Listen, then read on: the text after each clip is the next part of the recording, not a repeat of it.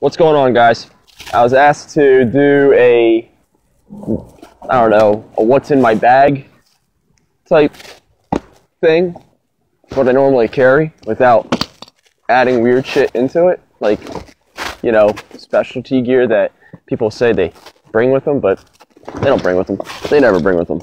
You can only bring so much crap, and why would you bring more than you have to? So, this is what's in my bag. Okay, we're going to start with my harness, which is at 5 years old now and needs to be replaced, but it's a Petzl Curlfast. Yeah, I get asked why I use a more industrial rescue harness for tree work because, well, I don't feel like switching out constantly, and now I'm so used to not having one of the bridges that I just like the secure and doesn't move connection piece to your waist or to your midpoint. So yeah, that's what I use. The only problem now is that the back where I strap my saw into is the plastic part is broke. Yeah, and I can't use it anymore. So it's 5 years old though, has to be replaced. Whatever, moving on.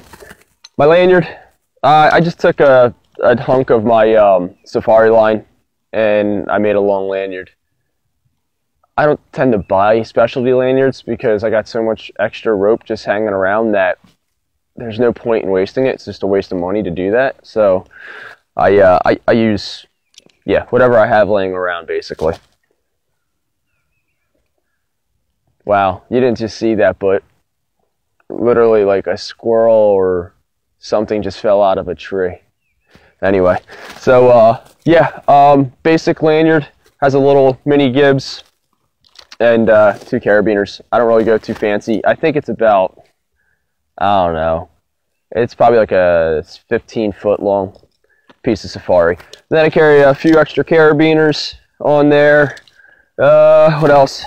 I got my my Haas that I like to use. So that's the harness. Then I carry also with me a Pinto for whatever reason I want to use it for. Not canopy anchoring anymore with it. I just don't see the efficiency with it.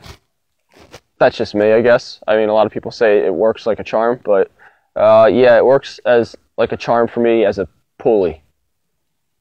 So that's what I use it for, a pulley. Okay, so that's that. Then I carry a like a medium-sized Metallus chalk bag. It's a rock climber's bag for keeping chalk, like I just said, in it. But what I keep in it is my 4-to-1, 5-to-1 Mechanical Advantage. And mine is made up of a SMC double sheave pulley that has its own lock on it, so I can lock it. And then on the other side is a SMC double sheave mini pulley. Yeah, and if you know anything about pulley efficiency and all that other stuff, this pretty much isn't the most efficient thing in the world because I got 2 different size pulleys, but it does work for me, for what I use it for, and because I can't use my Petzl shunt for a self-backup device anymore, I retired it to grabbing the rope for my Mechanical Advantage. And my line is probably like, I don't know, it's probably like a 50-foot, 60-foot piece of cordage that I use with it. Just trying to see if there's anything else on the bottom. There's nothing else back down there. Sometimes I have a lot of gear just stuffed down in the bag because I just don't organize it as well as I should. But that's okay. It's whatever. Let's see. I think I have, yeah. So in the side pocket, I keep my Rock Exotica Omni Block, a spare piece of sling, Dyneema. So, well, that can only be used for so much. And then also I have my Kong K-Blade, which I love. And evidently I also have an extra earplug on my K-Blade. But my K-Blade, sharp as hell. If you want a really, really sharp knife and you're not a knife sharpener or a knife guru, which I'm not, I'd rather just buy a knife that's really freaking sharp. K-Blade, it's awesome. a little expensive. Like, it's really expensive. That's a lie. It's really expensive, but it cuts rope, man. God, does it cut rope. Like, if you need to cut rope and you don't have a hot knife, this thing's awesome. So I suggest that. K-Blade. That's all I have in there. So, yeah. Hold on. Yep, okay. I don't know where the other, no, it's in here. Okay. There we go. I carry 2 pieces of cord that's made already into a prusik cords, prusik loops for grabbing rope. Yeah, or whatever else I want to do with it. I also have the rope runner that I use usually when the line is wet or it's nasty out and I don't want to get my cord like wet and nasty, dirty, whatever, or it gums up and it's hard to move or whatever the case is. I'll use mechanical, or if I just feel like it, but I have it just in case. What else do I have?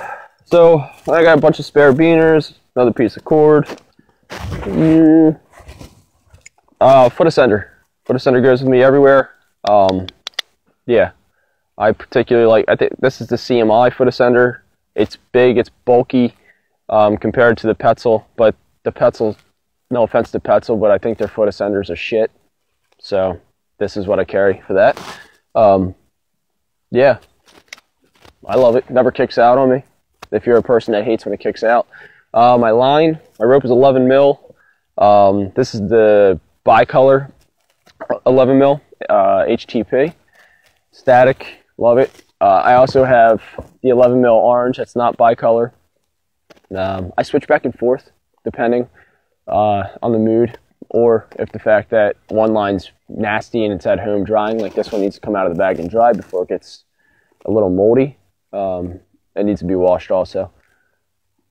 It's been nasty this week, so yeah, 200 foot of that. It's like my standard. I don't carry any rope less than 200 foot unless I've cut it already. Like my Safari, I've cut it.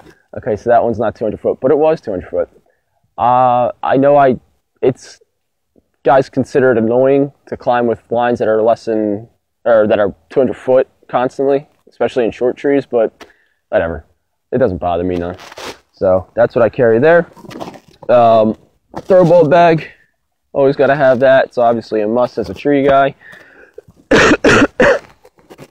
And then the only one other odd thing that normally is in my bag, but not always, but 9 times out of 10 it's in my bag and it never really comes out, only for odd occasions, is an edge protector.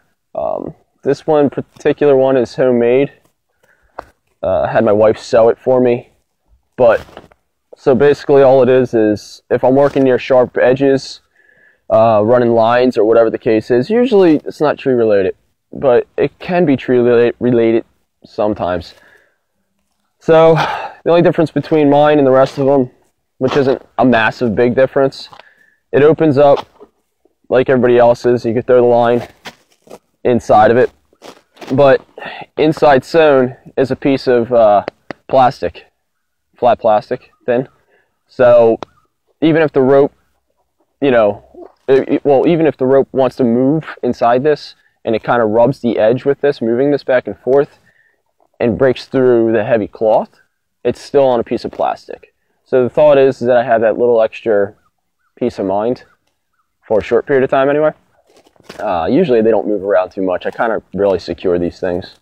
But for tree guys, if you've never seen edge protection or thought about it, it's easy to do. Just make yourself one, or you can buy them. But it has the piece of cord on it so it can attach to the rope if the rope's static. If the rope's not static and you want to attach it just as an anchor somewhere so it doesn't fall off or whatever, especially if it's on an edge, that's what I do with that. So that is basically what is actually in my bag. I don't really carry much than that. I try not to load myself down.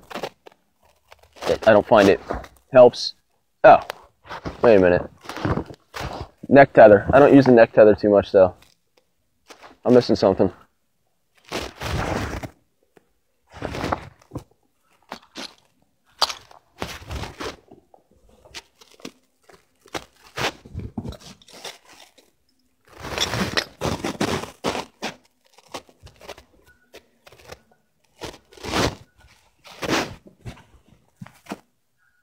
Okay.